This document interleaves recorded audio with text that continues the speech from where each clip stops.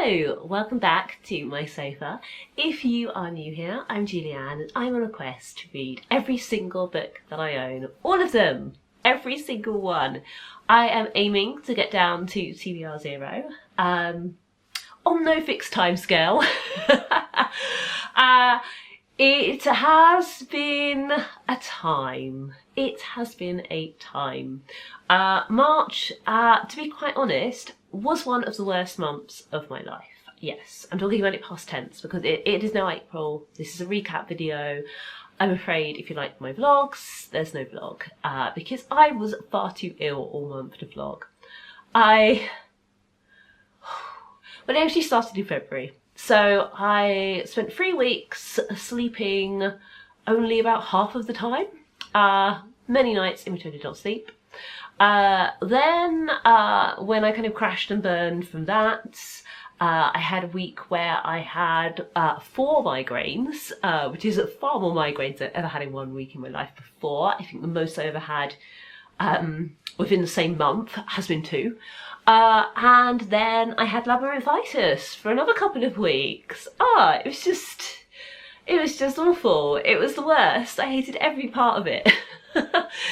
The only thing that got me through were books, and the eagle-eyed amongst you may have spotted that there are 2 piles of books next to me, because there was one good thing that came out of this month. There was one good thing. Actually, there was 2 good things, but they kind of relate. They're kind of the same thing. Okay, so the first thing was that I read a lot of print books. I read some print books I've been meaning to get around to for absolutely ages. And I read all these print books because I could barely look at screens for most of the month. Especially once the migraine thing kicked in. Then there were no screens for me, no screens. And when the labyrinthitis kicked in, there were bits of screens. Like I could do looking at social media maybe a couple of times a day. I could read WhatsApp messages. But what I could not do is look at my phone, or a computer, or a tablet for any length of time because it made me feel dizzy. Yay. So I had to read print books, and it really kind of got me over what was remaining of my reading slump, I feel. So if you watched my last vlog, you might remember, unlikely, but you might, that I read Open-Minded by Chloe Seeger, loved it, and realised that I'd been in a reading slump and that book had cured me of it. So, what did I do after that? The first book that I finished reading in March was The Witch Boy by Molly Knox Ostertag, which I borrowed from the library on ebook. This is a graphic novel. Obviously, I was reading this before I got sick because I had to read it on tablet. Same for Talk to My Back by Yamada Murasaki, which I think I first heard about on the Books Unbound podcast, and Stepping Stones and Apple Crush, both by Lucy Knisley, which are kind of a duo of books. Are they in the series? Are they in the series? I'm just going to check Goodreads. Are there more? No, that seems to be it. Fabulous. I would really love to read more books in that series though, because it was super fun. And that's also true for Talk to My Back, which was super interesting. It's a sort of like, I guess it's like a classic alternative manga. It's a quite interesting big essay in the back of the edition that I read that kind of talked about the author and her background and how she started out writing kind of different types of manga, and then after her unsuccessful marriage in which she was abused, she started writing about kind of the realities of motherhood at the time. I think it was the 1980s. Yes, the 1980s. And it's interesting because although she obviously had a very difficult time in her first marriage herself, she kind of writes about a flawed character whose children are flawed, whose husband is flawed, but he's not a monster. He's just kind of I guess, what she wanted to portray as a typical career-minded husband who kind of left the house, the home and the children to his wife. I also really enjoyed The Witch Boy, which is it's the first in a kind of magical series about a boy who wants to be a witch, wants to learn kind of witch magic, but because he's a boy, he's expected to do what the men do and learn fighting magic rather than healing magic and kind of spells to learn things and find things out, like the girls and women in his family do. And when they are all threatened by a monster, only his witchy powers can save the day. And yeah, it's lovely, and I'm really looking forward to reading the next one, which I actually have out from the library at the moment, waiting for me to read. So after I'd read 4 library graphic novels, I decided it was probably time. So I went back to Zhara. That is me attempting to pronounce the title based off of what somebody else wrote on Goodreads. They said that they thought it was pronounced Zhara, then they listened to the audiobook and discovered it was pronounced more like Jara. But I cannot find the audiobook. The audiobook apparently doesn't seem to have come out in the UK. I was like, I'm going to go on Audible and I'm going to listen to the sample, because I'm sure that in the sample, if the title isn't pronounced, a character will say her name, and I will learn from that exactly how it's pronounced. No, not on Audible, not on Spotify. So I'm guessing there's no audiobook in the UK yet, which is quite annoying, because I really wanted to be able to pronounce it right. Anyway, let's move on from the pronunciation and the fact that there's no audiobook,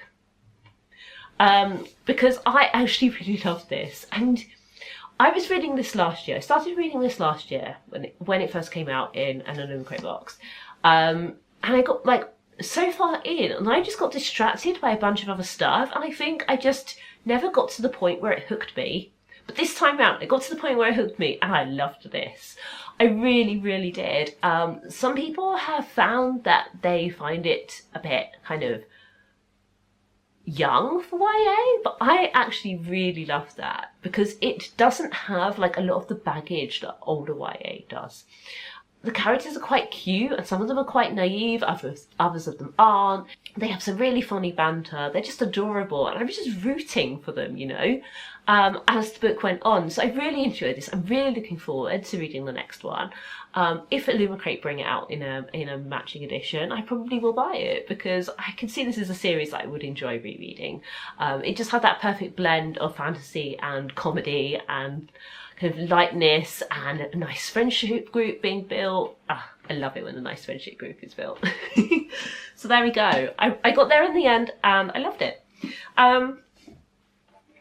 Next up, I read Eliza Rose by Lucy Worsley. This is a strange book. This is a really, really strange book. So it's set in the time of Henry VIII. The main character starts off at her parents' castle on her 12th birthday. She is told that she's being married off to some lord, and they get married sort of by proxy. She has to hold hands with some man that belongs to the family of the lord she's supposed to actually be marrying, and go through the ceremony. But yeah, she doesn't meet him till much later on, at which point everything gets messed up, and so as a result she ends up getting sent to Henry VIII's court and working, kind of living alongside Catherine Howard, who was probably the most tragic of Henry VIII's wives. She was very young and she was beheaded for adultery. Because of it being sort of a following along Catherine Howard, it kind of moves through several kind of age categories. It starts off, she's 12, she's a child, she still plays with a doll. And at the end of the book, I think she's 18. And so I was a bit like, who is the target audience for this? Because I can't see kind of mid-teens, who are probably the ones who find this the most interesting, wanting to read about a child who's still playing with dolls. So I was a bit confused about the age category. That said, I thought it was a really interesting look at kind of the other side of Catherine Howard. I know from Lucy Worsley's TV shows that she's quite sympathetic to Catherine Howard. And, I think the more you think about the life of Catherine Howard, the more obvious it was that she was an abused child, not a capable adult seductress, like she's often been portrayed in the past. So yeah, it was interesting, but I'm so confused about who the target audience is, because it's so obviously a children's book. It's got like a Jacqueline Wilson-esque cover, but there's so much in here about becoming the king's mistress and how the women are expected to be an ornament to the court, which basically means their job is to look pretty and get hit on. And I'm just like, that's not like 12-year-old appropriate stuff. This is like 14, 15-year-old appropriate stuff, and they might get put off by the beginning of the book. Yeah, a strange one. I would really like to know from a publishing person what they think about this, because yeah, I'm confused. Next up, I read, this is again before all the illness hit, Triangle and Square by Mac Barnett and John Klassen, which are picture books. I think I started out wanting to read We Found a Hat, which I think is the third in the Hat trilogy by John Klassen, yeah. And I read that, and obviously it was really quick. So then I was like, okay, what other books by this author at the library? So yeah, I read Triangle and Square.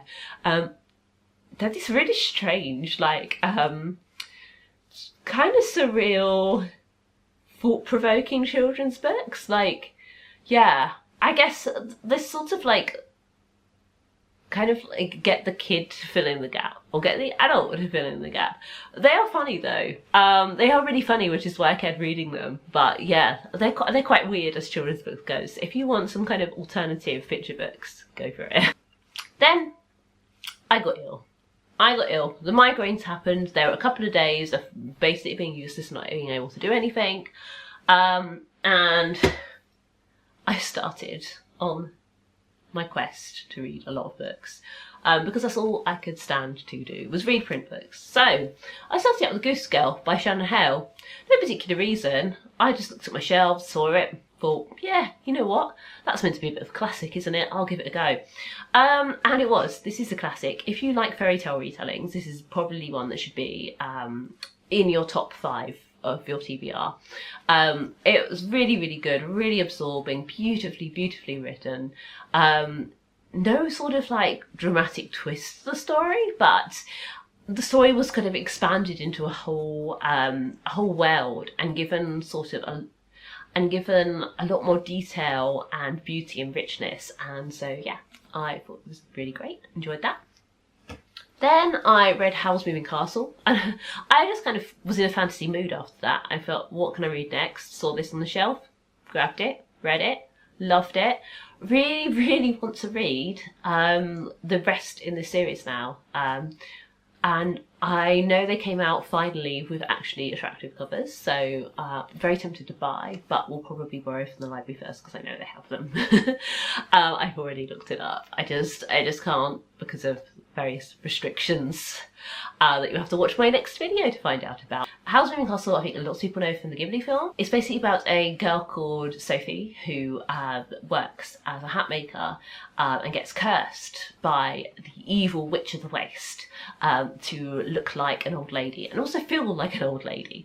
And not knowing really what to do, she goes and sets herself up as the housekeeper to local wizard Howl, and ends up kind of going around his castle while he tries not to antagonise the Witch of the Waste or a bunch of other people, and keeps trying to charm many women, including Sophie's own sister. So there we go. Loved that. Next up, I read A Marvellous Light by Freya Marks. I was like, right, I've done Zhara.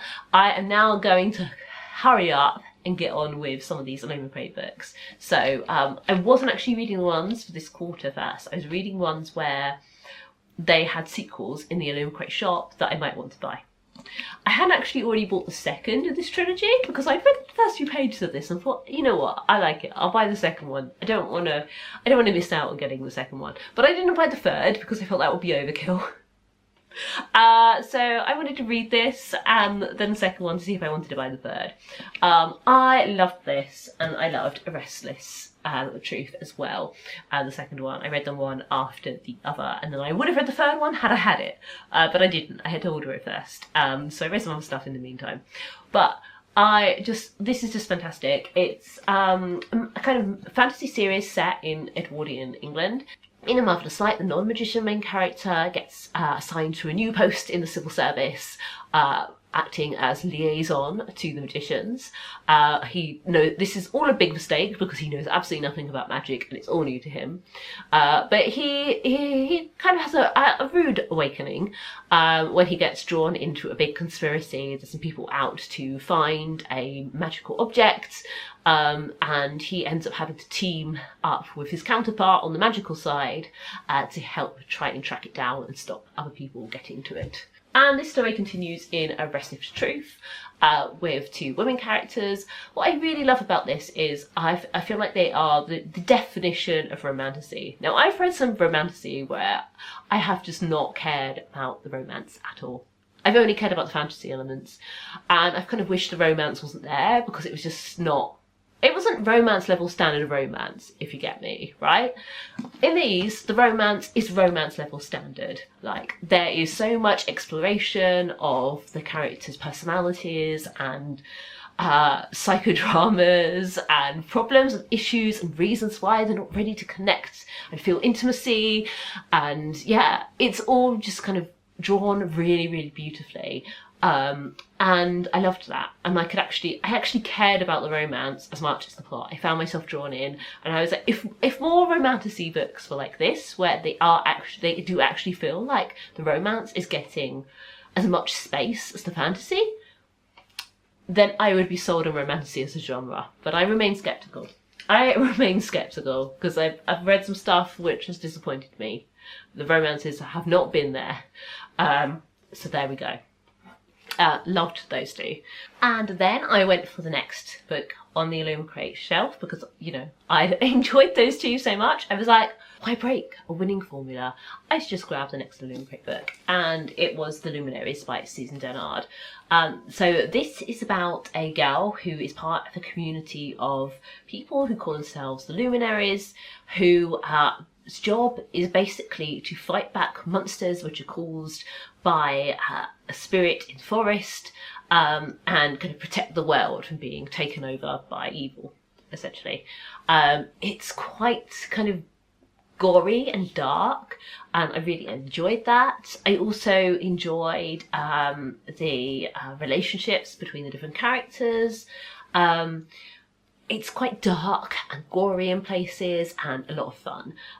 So yeah, another good choice. Then that kind of put me in a YA dystopia mood, because although this isn't really a dystopia, because it's just this kind of one little community which kind of feels quite dystopian, it was close enough. So when I looked at my bookshelf and I was like, what do I want to read next? I was feeling quite bad by this point, you might have gathered. I think I was into the labyrinthitis stage, perhaps, and I just felt like I needed something easy to hold.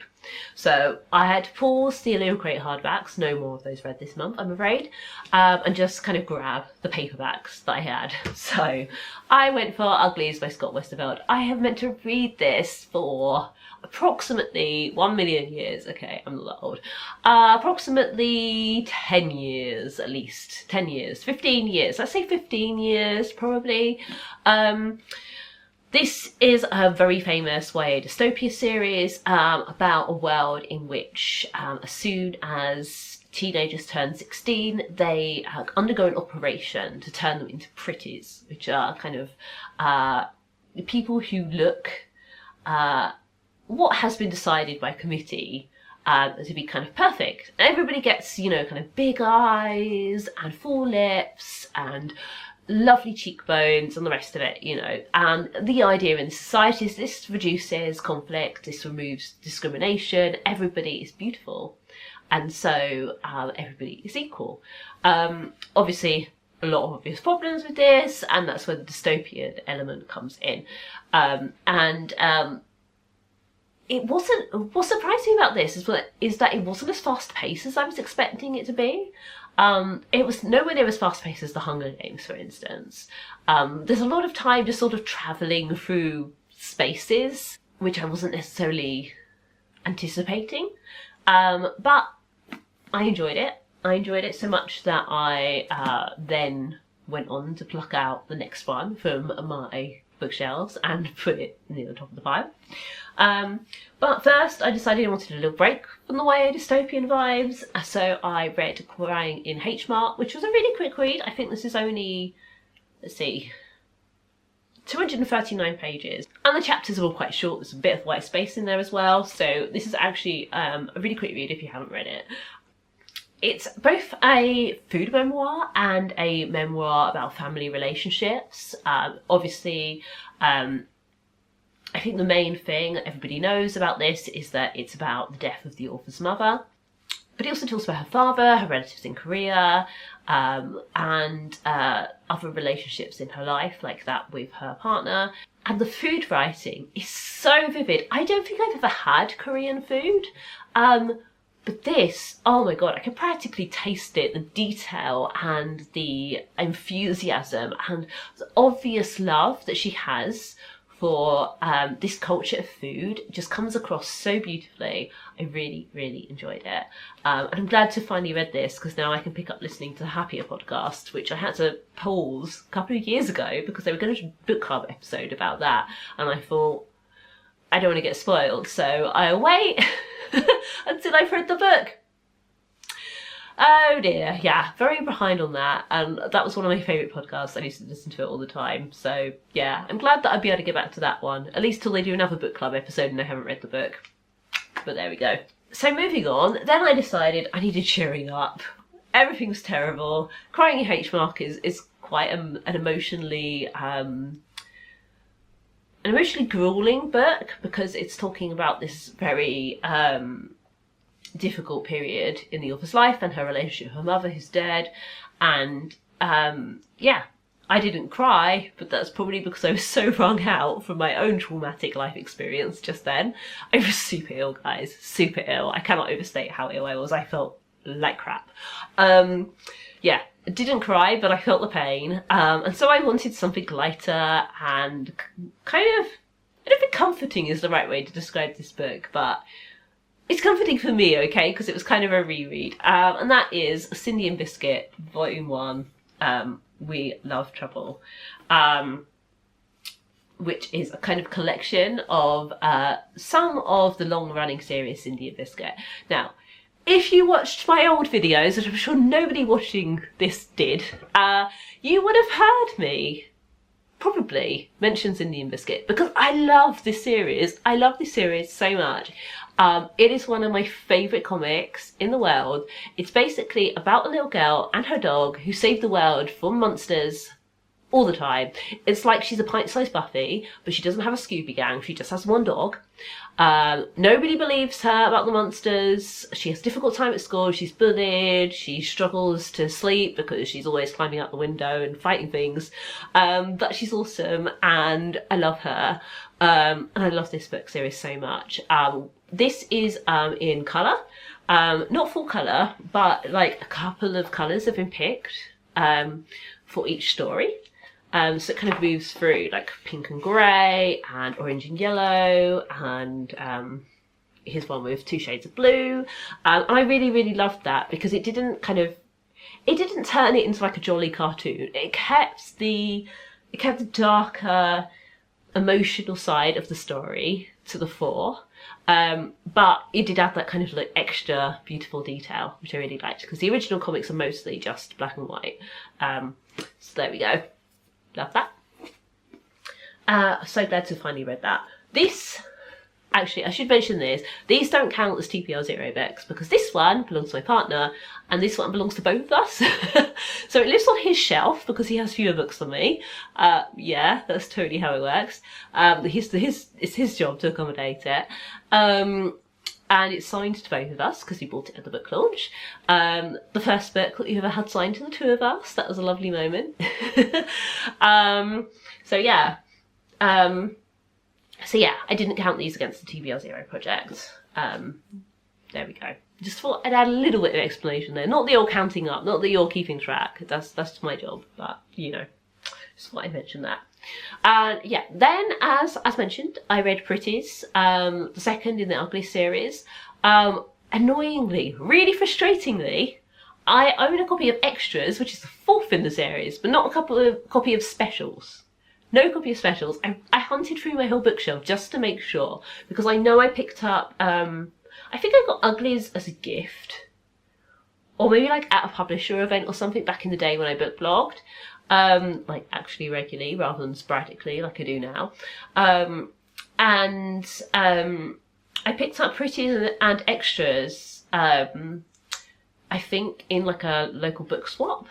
And I thought I must also have Specials because it doesn't make sense to have books 2 and 4 and not book 3. But I do not have book 3.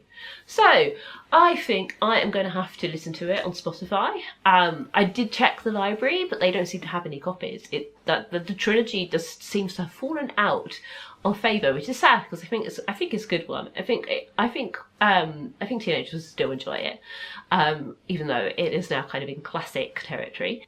So yeah, I think Spotify is going to have to be the way to go, which means I need to finish the Spotify book that I'm currently listening to, and then I can start that and listen to that, and I can read Extras, and then I'll be done. I can give them away to somebody else who also have to track down a copy of Specials to read for themselves. So I think the day after I finished Cindy and Biscuit, I started to feel better. And I had started reading Pretties, but also I was getting my energy back, and to help with the labyrinthitis, because I've had it before, I knew I needed to start like moving.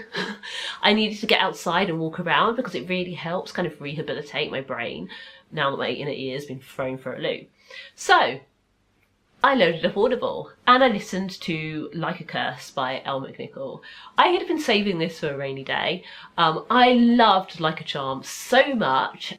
Like a Charm is about a girl called Ramya who has the ability to see magical creatures, or aka the hidden folk as they're called in the story. And she kind of gets caught up in a magical adventure following in her grandfather's footsteps to kind of create a book listing all of the hidden folk and their attributes, but also fighting an evil which turns out has been troubling her and her family since her childhood, since her early childhood. It's an amazing adventure set in Edinburgh and I absolutely loved it. So yeah, I was super excited to read Like a Curse, but I thought, okay, I'm going to leave it for a rainy day. I have a print copy of this because I went to an event with Elle McNichol and got both Like a Charm and Like a Curse signed. And I wasn't sure if I was going to read the print copy or if I was going to listen to the audiobook. But having listened to the audiobook of the first one, I decided, you know what?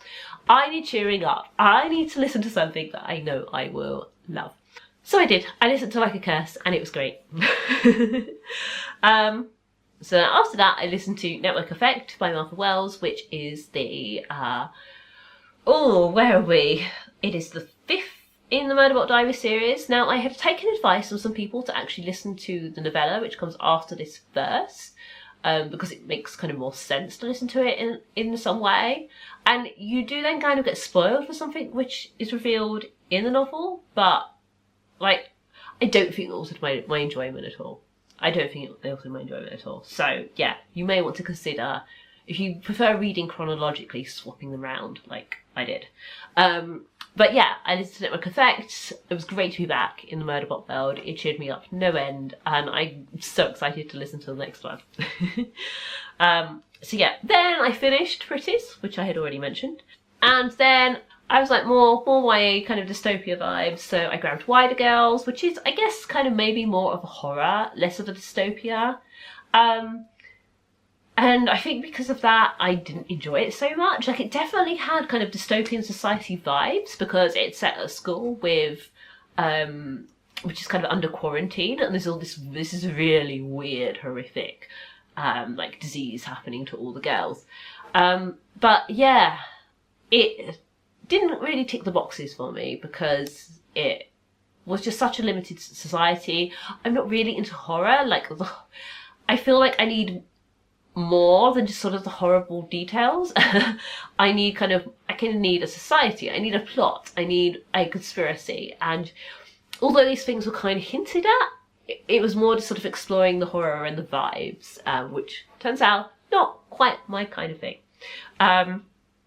So yeah, that finished the print book. I was then starting to be able to look at screens a bit more. So then I read Tea Dragon Tapestry. I've just realised that I forgot to mark the Tea Dragon Festival, which is the second in the series that began with the Tea Dragon Society, as read. So I've done that now. I think I read that at the start of March. But the Tea Dragon Festival and the Tea Dragon Tapestry are sequels to the Tea Dragon Society. It's just such an adorable series of books. It's just sort of really gentle, nice, cosy fantasy about people exploring who they are, accompanied by adorable dragons who grow tea leaves on their horns. Like, they literally grow tea leaves, and then they take the tea leaves and they make tea with them, and when people drink the tea, they see the memories of the person who the tea dragon is most closely bonded with. It's such an adorable idea. It's just the coziest little series, and I really, really enjoyed it. And I did take me a while to finish it because I had to request that the library purchase the Tea Dragon Tapestry, because they did not. They only had the first one. I read the second one through the Global Comics app, but they didn't have the third one. They only had 1 and 2. So yeah, it was a bit of an adventure. And then I finished Beyond Getting By, The Financial Diet's Guide to Abundant and Intentional Living, which is a personal finance book. I got this for NetGalley, and I think I started reading it in February, but then when I got ill, I stopped reading it because I was reading it on my e-reader, which isn't backlit, but because it was a personal finance book, I was like, this is not. I love personal finance, but I'm ill. I don't want that vibe. I want YA dystopia. I don't want this. So I kind of paused it, even though I only had a couple of pages left. And then I finished it the day before yesterday, the 30th of March. Which is when I also finished listening to Becoming Fluent, How Cognitive Science Can Help Adults Learn a Foreign Language, which is a really, really motivating book if you are an adult who wants to learn a new language. Even if you're already bilingual, even if you are fully monolingual, have never tried to learn another language, it is super, super interesting. Basically, it talks about the difference between how children learn languages and how adults learn languages, and how the idea that adults struggle to learn new languages is actually a misconception. And in fact, there are many, many strengths that adult brains have that help them learn languages. So for instance, you've already learnt a language. You know, children are starting from absolute zero, but as an adult, you already know a language, and so you can kind of learn by comparison. You can compare things to the language you already know. You already have this kind of the building blocks in your head. So yeah, that was super motivating. That made me want to spend more time learning languages, for sure. And around the same time, I finished listening to Bird Therapy by Joe Harkness, which is a book all about how bird watching can be really therapeutic. I really enjoyed it. It talks a lot about nature. It talks about bird watching in particular, but it also kind of talks about the general benefits of getting into nature, which is something I'm very much on board with. I don't think it's going to turn me into a bird watcher. I don't think that I have a very great ability to tell birds apart. I struggle with plants, and I've been into plants for some time.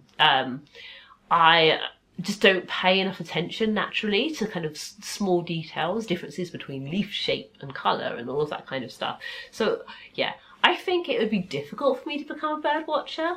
Funnily enough, in Becoming Fluent, they actually mentioned bird watching and how allegedly you need to look at like a really high number of sparrows before you could start to tell the difference between sparrows and other birds, because if you just look at one, then you're only seeing one example of a sparrow. If you look at several, then you get to learn all the different kind of varieties of sparrows, well, not varieties, but all the different variations between the one type of bird, right? And so therefore it's easier for you to tell it apart from that and other birds, which makes a lot of sense, but I don't think it's something that comes naturally to me, so I don't know that I'm going to start bird watching, but I still really enjoyed this book and would recommend it. So that's all the books I read. Now let's look at the numbers. I read 8 library graphic / picture books, novels, etc., memoirs, whatever. Quite a high number, but I managed to beat it for the first time ever with my own print books. I read a record 11. Yeah, 11. That's more than 2 hands. Oh my god, 11 owned print books. I read the one joint owned print book, and I read 3 Audible audiobooks, 1 library audiobook, and 1 book from NetGalley. I am so pleased with these numbers, and I am delighted to announce that I read my 50th book. Yeah. I read my 50th book of the TBR 0 challenge, which means my next video is going to be a rule change announcement. When I started the TBR 0 challenge, I decided to let myself change my rules every 50 books because I felt that I wanted the flexibility to be able to adjust my rules and expectations depending on how the project was going. So I could be stricter if I felt I needed to be stricter, I could be more flexible if I felt I needed to be more flexible. You know, I didn't want rules to start getting in my way and then find myself unable to change them because I said I'd stick to them for the whole of the project. So I decided that every 50 books I would be able to do a rule change. So that's what my next video will be about. Please do subscribe if you'd like to watch it. Give this video a thumbs up if you enjoyed it, and let me know in the comments if you've read any of the books that I talked about today and if you're doing a TBR 0 project, because I would love to hear about how you're getting on.